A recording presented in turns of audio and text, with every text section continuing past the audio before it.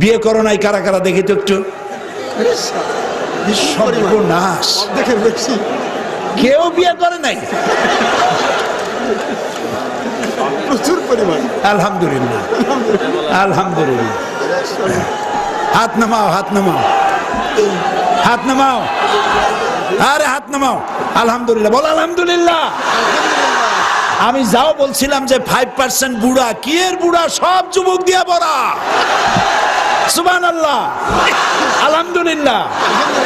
তাহলে তোমরা আজকে শপথ নিবা, বিবাহ করবা যখন যৌতুক নিবা না। রাজি আছো সবাই? বলো আলহামদুলিল্লাহ।